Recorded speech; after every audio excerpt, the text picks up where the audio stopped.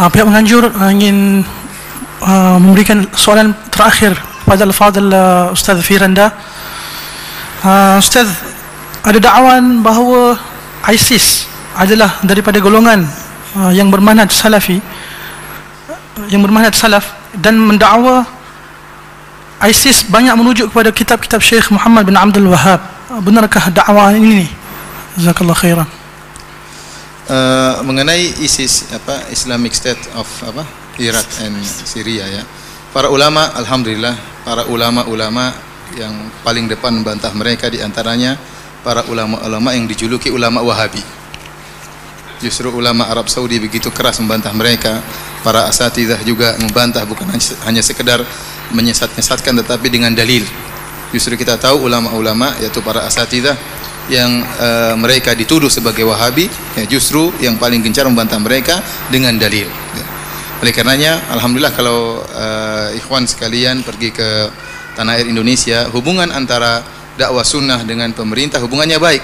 Sampai terakhir saya baru dengar bahwasanya sebagian guru-guru Madinah diundang oleh pemerintah Indonesia untuk mengatasi masalah kasus ISIS, seperti Syekh Abdul Salam Suhaimi, Syekh Sulaiman Ruhaili, kemudian juga sebelumnya Syekh Ali Hasan Al-Halabi. Mereka dipanggil khusus oleh pemerintah untuk mengatasi masalah ini.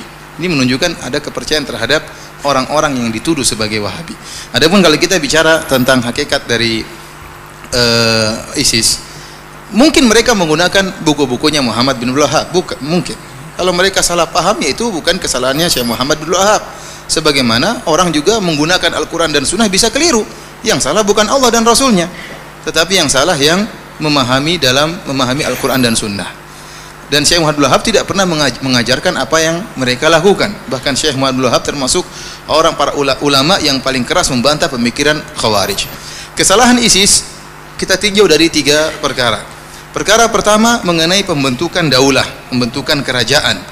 Apakah pembentukan kerajaan yang mereka lakukan adalah pembentukan yang sah? Kita tahu pemimpin mereka itu Abu Bakar Al-Baghdadi, dia pernah berkhutbah, dia mengatakan, "Inni qad wullitu wa lastu bi khairikum."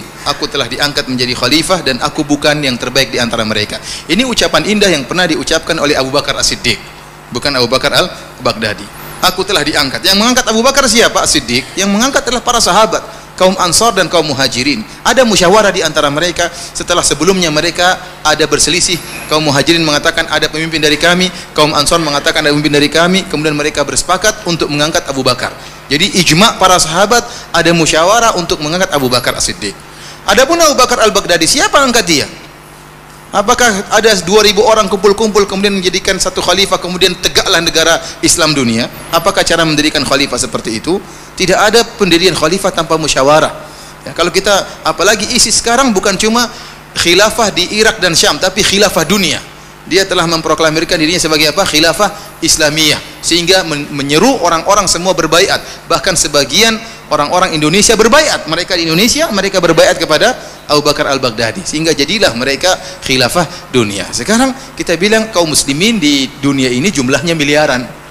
Apakah cuma diwakili oleh 1000 orang, 2000 orang, 3000 orang? Ya. Apakah cara pemilihan khilafah seperti itu? Tidak pernah Islam mengajarkan dengan cara demikian. Yang kedua, kalau pemilihan khilafah caranya seperti yang dilakukan oleh ISIS, sudah ada khalifah-khalifah sebelum dia. Di tanah air Indonesia sudah ada khalifah-khalifah bayangan, ya, sebelum dia. Ya, kita bilang kalau begitu harusnya kamu terlambat, harusnya kau beriman kepada Khalifah Al-Andunisi, harusnya. Ya, dia bilang, oh tidak mau, saya tidak mau khalifah orang Melayu, maunya orang Arab. Ya, saya bilang, ya kalau begitu masing-masing kepada diri hawa nafsu. Menurut kamu kamu sah, menurut kamu mereka tidak sah, menurut mereka kamu tidak sah.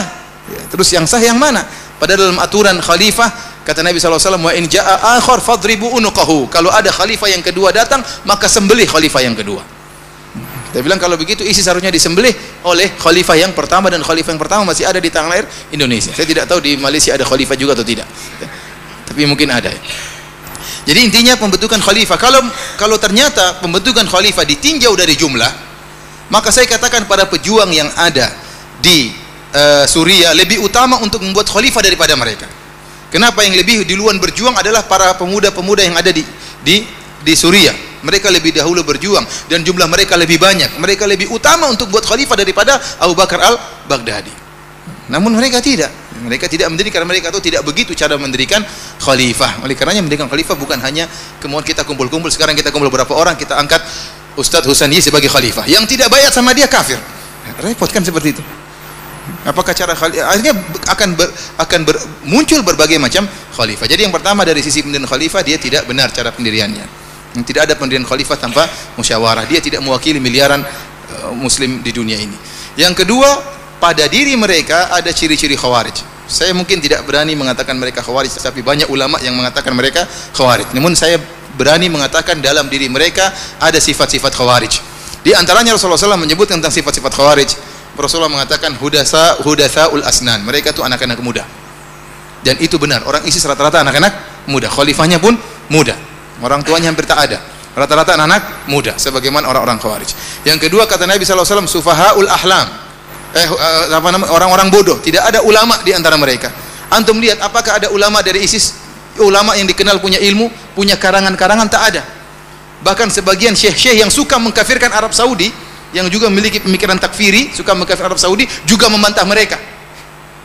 Artinya takfiri mereka kebablasan, terlalu parah. Sampai syekh yang takfiri juga membantah mereka. Artinya tidak ada ulama mereka. Mana ulama mereka? Apakah pendirian daulah tanpa ada orang alim? Mana ulama mereka? Mana karyanya? Apakah ahlul hadis? Apakah ahlul fikih? Tidak ada dalam ISIS. Terus siapa yang membimbing mereka? Tidak ada yang membimbing mereka. Sementara syekh-syekh yang mereka agungkan membantah mereka. Mereka kumpulan anak-anak muda. Ini di antara ciri-ciri khawarij. Di antara ciri khawarij yang ada pada mereka, takfiri mereka yang luar biasa.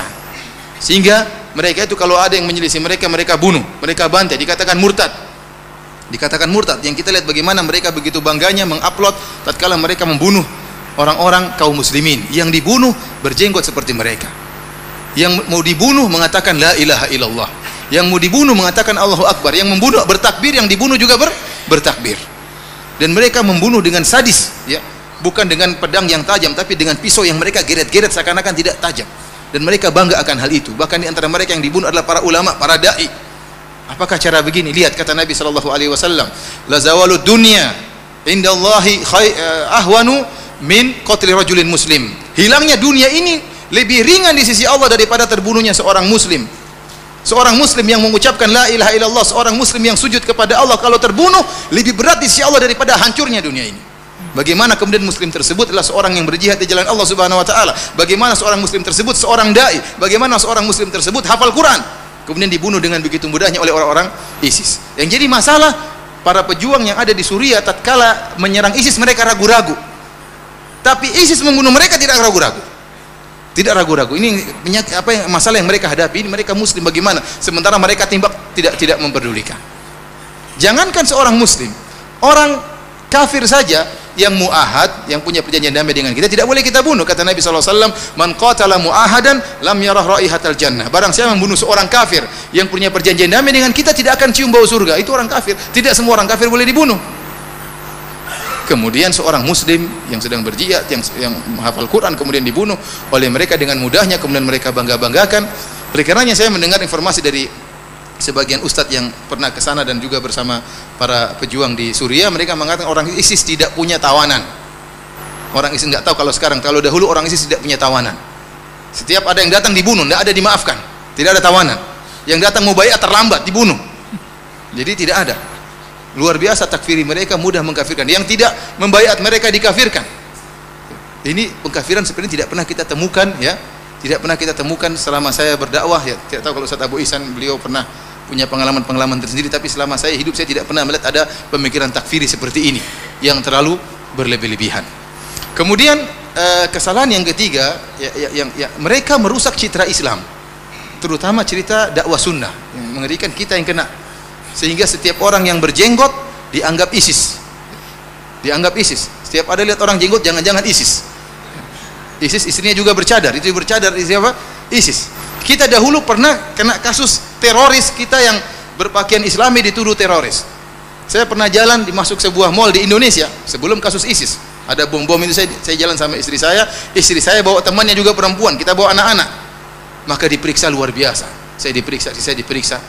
Ya, sebenarnya mungkin di pikiran dia ini ustadz, ini istrinya dua, berarti teroris. Padahal itu teman istri saya. Maka istri saya dan teman saya marah. Kita bilang, Pak, kalau kita mau ngebom ngapain bawa anak-anak? Kita mau ngebom ini, ngapain kita bawa anak-anak? Tapi mereka begitu, mereka takut. Karena teroris seperti itu modelnya. Sampai terbuat di antara ciri-ciri teroris jenggotan, di antara ciri-ciri teroris celananya di atas mata kaki, di antara ciri teroris suka ke masjid. Sampai terus gitu, suka ke masjid berjamaah. Waduh, repot. Yang jadi rusak adalah citra dakwah sunnah dan secara umum dakwah Islam. Bagaimana antum bayangkan orang kafir lihat ISIS, apakah dia akan masuk Islam? Lihat ISIS begini, Islam begini modelnya. Jangankan kita yang sesama dia dibunuh. Siapa yang mau Islam kalau begitu modelnya? Tidak ada yang masuk Islam, sehingga merusak citra Islam. Tidak ada Islam, seakan-akan agama tidak ada rahmat, tidak ada kasih sayang. Mengerikan pemikiran seperti ini. Dan kita katakan bahwasanya kondisi hubungan antara muslimin dengan kafirin bukan satu kondisi. Mereka itu menganggap hubungan antara Islam dengan kafir cuma satu, kondisi perang terus. Padahal tidak, kondisi antara daulah Islamiyah dengan daulah kafirah berbagai macam kondisi. Terkadang perjanjian damai, ya, terkadang ada kerjasama, terkadang kondisi perang. Makanya orang kafir tidak satu model. Orang kafir ada 4 model, kata dijelaskan oleh para ulama. Seperti yang satu yang dihalalkan darahnya cuma satu model, kafir harbi. Ini yang dihalalkan darahnya, ini yang dihalalkan hartanya. Tetapi 3 modelnya, kafir musta'man, kafir mu'ahad, kafir zimmi, ini tidak boleh dibunuh. Ya, makanya hubungan kita dengan orang-orang kafir bukan satu model, bukan hanya model hubungan peperangan saja. Kemudian alhamdulillah kita katakan dakwah Islam tersebar di mana-mana, bukan harus dengan peperangan. Bagaimana Islam muncul sekarang di Amerika Serikat, bagaimana Islam sekarang berkembang, bukan cuma Islam, sunnah. Saya katakan sunnah berkembang di Perancis, sunnah berkembang di Inggris, sunnah berkembang di Amerika. Saya melihat bagaimana teman-teman saya di Universitas Islam Madinah di atas sunnah. Islam berkembang dengan mudahnya, dengan akhlak, dengan budi pekerti, tidak mesti dengan peperangan. Dengan munculnya ISIS ini semakin mereka ditekan kehidupan mereka, terutama kaum minoritas yang ada di negara-negara kafir. Oleh karena saya katakan bahwasanya kita harus punya ketegasan. Kalau memang isu ISIS tidak berkembang di Malaysia, jangan dikembangkan, jangan dibesar-besarkan. Besar-besarkan saja isu Syiah. Ya. Kenapa? Karena kalau sudah ada maka harus tunjukkan kita bantahan. Kita paling utama membantah lebih dahulu. Karena supaya kita tidak tertuduh, Ya. Ini Allah alam bisawab, ini yang mungkin bisa saya sampaikan.